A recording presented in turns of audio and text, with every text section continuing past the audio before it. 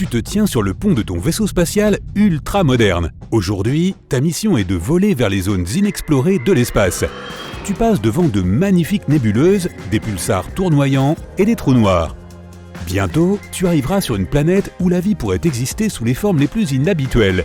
Tu serreras la main d'un étrange insecte de la taille d'un éléphant et tu établiras peut-être même des relations diplomatiques avec lui. Cela pourrait arriver dans le futur. Pour le moment, l'humanité tente simplement d'aller plus loin dans l'espace. Les gens ont emprunté la voie des airs pour la première fois en 1783, lorsque des ingénieurs français ont construit la première montgolfière au monde. Mais elle ne s'est élevée au-dessus du sol que sur un tiers de la hauteur de la Statue de la Liberté. En 1903, les frères Wright ont effectué le premier vol dans un avion contrôlé. Depuis, les gens n'ont cessé de s'élever de plus en plus haut.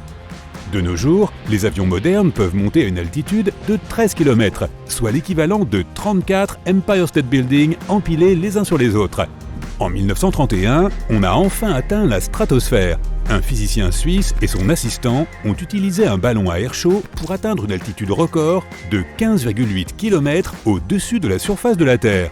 Ils ont été les premières personnes du monde à observer la courbure de l'horizon de notre planète. 30 ans plus tard, le premier humain s'est envolé dans l'espace. C'était Youri Gagarin. Il s'est lancé depuis la Terre et a atteint une orbite terrestre basse en 10 minutes environ. L'altitude maximale du vaisseau spatial de Gagarin était d'environ 327 km, soit presque la distance entre Los Angeles et Las Vegas. Le premier cosmonaute a voyagé au-dessus de la face nocturne de la Terre, survolé l'Amérique et a atterri avec succès 108 minutes plus tard.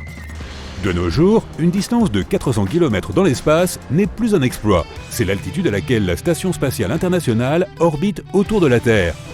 Des astronautes du monde entier y séjournent à tout moment. En 1969, Apollo 11 a établi un nouveau record pour le vol le plus lointain dans l'espace. Son équipage a parcouru environ 384 000 km jusqu'à la Lune et a atterri avec succès à sa surface. La mission sera restée à la surface de notre satellite pendant environ 21 heures. Puis, l'équipage est rentré avec succès. Un an plus tard, le record de distance a été battu par la mission Apollo 13. Elle a fait une boucle autour de la Lune et est revenue sur Terre. Au point le plus éloigné, les astronautes étaient à plus de 400 000 km de la Terre. C'est comme faire 11 fois le tour du globe. Et c'est encore aujourd'hui la plus longue distance que des astronautes aient jamais parcourue dans l'espace. Mais nous avons l'intention de battre ce record en volant vers Mars. Moins d'une fois par an, la Terre et Mars s'alignent de telle manière que la distance entre les deux planètes est de 34 millions de kilomètres.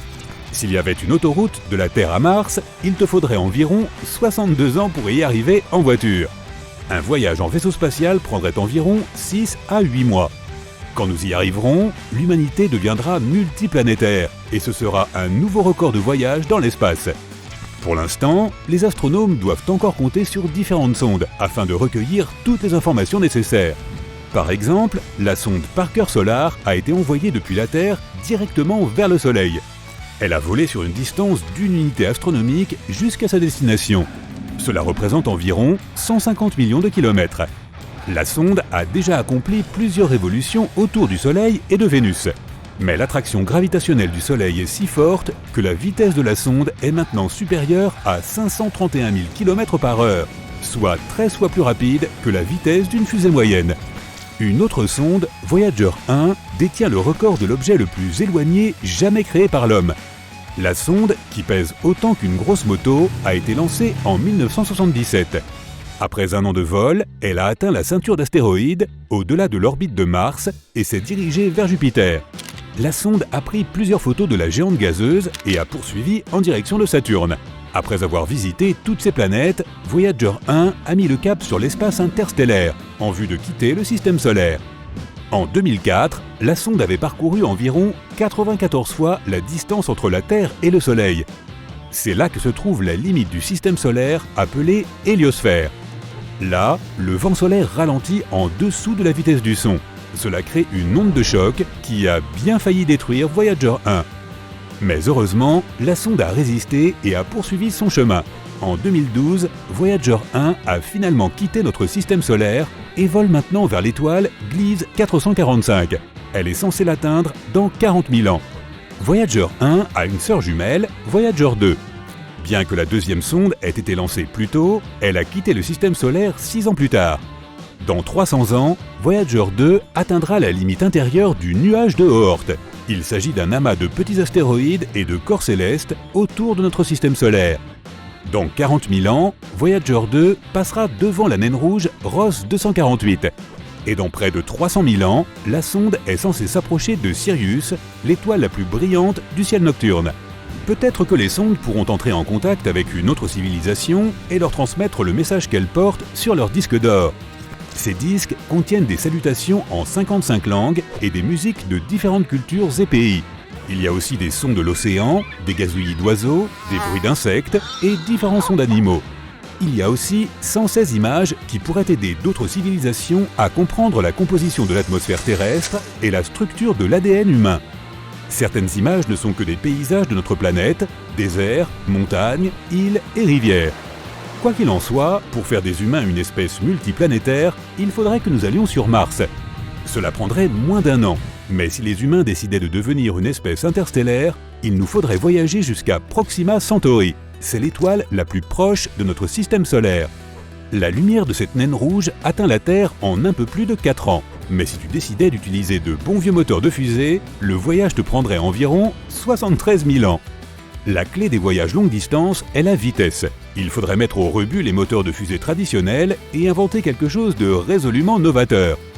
Pourtant, certains scientifiques affirment que nous pourrions être en mesure d'atteindre Proxima Centauri avant la fin de ce siècle. Pour cela, nous allons créer une microsonde qui sera plus petite qu'un ongle. Elle sera lancée dans l'espace, puis un puissant rayon laser provenant de la Terre poussera la sonde vers l'avant, lui permettant d'atteindre 20% de la vitesse de la lumière. Dans ce cas, le voyage de la sonde vers l'étoile la plus proche prendra environ 20 ans. Mais même après son arrivée, les ondes radio contenant le signal de la sonde n'atteindront la Terre que 4 ans plus tard. Maintenant, si nous pouvions voyager à la vitesse de la lumière, quelle distance pourrions-nous parcourir? Voici la Voie lactée. Il te faudrait plus de 100 000 ans pour voyager d'un côté de sa spirale à l'autre. Et si tu achetais un billet pour la galaxie d'Andromède, le voyage te prendrait 2,5 millions d'années. En voyageant à la vitesse de la lumière pendant environ 100 millions d'années, tu quitterais le superamas de la Vierge. Tous les petits points que tu verrais là-bas sont en fait d'énormes galaxies contenant des milliards d'étoiles. 1 milliard d'années de voyage et tu te trouverais dans le superamas voisin. Et à présent, ces petits points sont en fait des superamas contenant des milliards de galaxies. 14 milliards d'années de voyage et tu atteindrais le bord de l'univers observable. C'est la distance maximale à laquelle les télescopes de la Terre peuvent voir. Il y a environ 2000 milliards de galaxies dans cette limite. Chaque galaxie peut avoir des étoiles comme notre Soleil.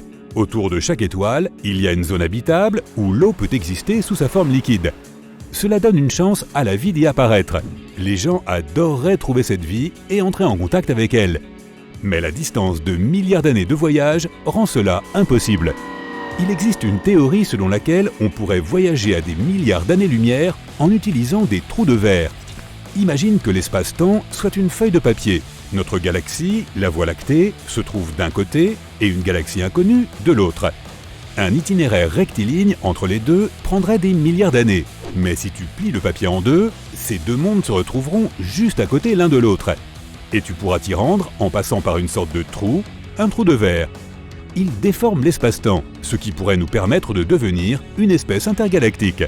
Certains scientifiques affirment qu'il pourrait y avoir des trous de verre à l'intérieur des trous noirs. Ce sont les objets les plus mystérieux et les plus massifs de l'univers. Ils sont si lourds qu'ils peuvent aussi déformer le tissu de l'espace-temps. 1 minute près d'un trou noir pourrait correspondre à 1 semaine ou 1 mois sur Terre.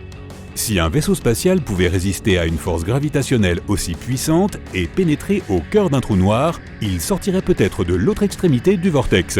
Il pourrait se trouver quelque part dans une autre partie de notre galaxie, ou dans une autre galaxie, ou même dans un univers parallèle. Le trou noir le plus proche de la Terre se trouve à 1500 années-lumière. On l'appelle la licorne. Il pèse à peu près la masse de 3 soleils. Cela signifie qu'il est très petit par rapport aux autres trous noirs. Certains d'entre eux peuvent peser jusqu'à 6,5 milliards de masses solaires.